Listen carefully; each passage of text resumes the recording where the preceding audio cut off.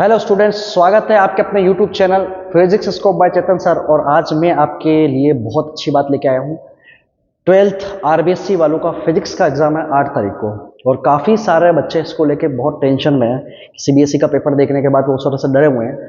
तो last time की strategy क्या होनी चाहिए एक आरबीएससी में अगर आपको अच्छे मार्क्स लेके आने हैं? 56 का पेपर है और 56 मार्क्स आपको गेन करने हैं, है ना? 55 मार्क्स आपको गेन करने हैं। तो आपको किन बातों का ध्यान रखना चाहिए लास्ट टाइम पे? तो अभी आपका एग्जाम है 8 मार्च को, जैसे कि आपको पता है 8 मार्च को आपका क्या है, एग्जाम है फिजिक्स का। फिजिक्स के पेपर को अगर मैं डिस्ट्रीब्यूट करूं तो आपको कहाँ ध्यान रखना है? देखो, बड़े क्वेश्चंस जो होंगे वो आपके क्या होंगे, अगर आप मान के चल रहे जो फिक्स है वो आते हैं, ठीक है। अगर सबसे बड़ी प्रॉब्लम अगर आपको आती है तो मुझे ऐसा लगता है कि आपको तैयारी करनी चाहिए किसकी? एमसीक्यू और फिलिप्स की। ये दो पार्ट है जो भी आप देख रहे हो। रिसेंटली इनका वेटेज भी क्या हुआ, बढ़ा दिया है, ठीक है। आपको पता है कि 16 जो होंगे वो आपके पास में क्या आएंगे, एमसीक्यूज आएंगे, ठीक है, हाफ ऑफ मार्क्स के। तो 8 नंबर के आपके क्या पास आएंगे, आपके पास में एमसीक्यू आएंगे, और बाकी 8 नंबर के आपके पास में क्या आएंगे, फिलिप्स आएंगे, ठीक है।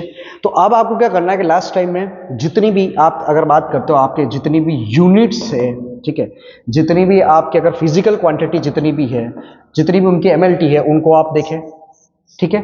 कुछ जो स्टैटिक डेटा होते हैं उनको आप चैप्टर से पढ़ें, तो वहां से आपके एमसीक्यू बहुत अच्छे हो सकते हैं, फिलिप्स आपके बहुत अच्छे हो सकते हैं। तो इन पर आपको स्पेशली फोकस रखना होगा कि आपको इनको टाइम देना है, ठीक है। अच्छा, फिलिप्स और अपन बात करें एमसीक्यू, तो एमसीक्यू जब आप लोग करते हैं तो एमसीक्यू करते वक्त आपको स्पेशली एक बात का ध्यान रखना चाहिए कि जैसे आपके पास में 4 ऑप्शन है किसी भी एमसीक्यू के अंदर। कितने ऑप्शन आते हैं? 4 ऑप्शन आते हैं आपके पास में। तो आपको उस एमसीक्यू पढ़ने के बाद देखना है कि इसमें से कौन सा, अगर आप तुक्का भी लगा रहे हो या आपको नहीं आ रहा उसमें, जो आ रहा है वो तो आप परफेक्टली कर लो, जो नहीं आ रहा है वहां पर आप उनको पढ़ो, और वो चीज देखो कि जो आपको लग रहा है कि इस क्वेश्चन से क्या है, इसका मतलब इससे कोई लेना देना नहीं, तो उसको आप डिलीट करना सीखो। वहां से आपको वो चीज डेवलप करनी पड़ेगी, आपको देखना पड़ेगा यहाँ ये ऑप्शन हमारे नहीं हो सकते हैं। तो उससे क्या होगा कि जो बचे हुए ऑप्शन है वहां पर आपके राइट होने के चांसेस क्या होंगे, बढ़ जाएंगे। 50% चांसेस जो होंगे वो चीज आपकी क्या होगी, सही होगी। तो स्पेशली आपको ध्यान रखना कि एमसीक्यू सोल्व करते हुए। दूसरा सबसे इंपॉर्टेंट अगर मैं बात करूं आपके पास में, तो उसमें आपको क्या करना है कि आपको एनसीईआरटी के, अगर बात करें अपन एनसीईआरटी की बात करें, तो आपको एनसीईआरटी के ही न्यूमेरिकल सोल्व करने हैं, है ना। तो सारे न्यूमेरिकल अभी भी आप देख सकते हैं। तो आपको न्यूमेरिकल जितने भी सोल्व करने हैं वो एनसीईआरटी के बुक से ही सोल्व करना है, ये स्पेशली आपको ध्यान रखना है, ठीक है।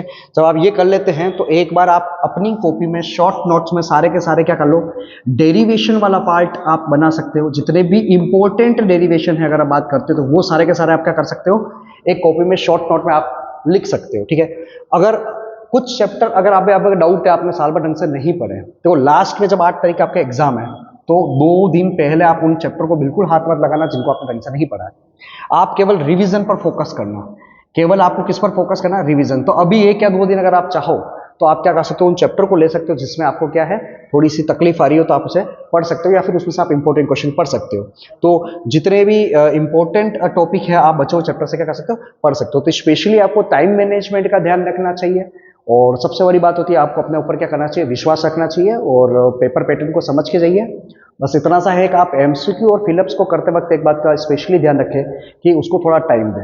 मुझे ऐसा लगता है कि जब वहां अगर आपने कुछ गलत कर दिया तो आधा 1 नंबर मार्क्स कटने से फुल जो मार्क्स होते हैं वो गेन नहीं कर सकता। अदरवाइज जो बड़े क्वेश्चन आते हैं आपको भी अच्छी तरह से पता है कि कहीं ना कहीं वो जो इंपॉर्टेंट क्वेश्चन होते हैं रिपीट होते हैं।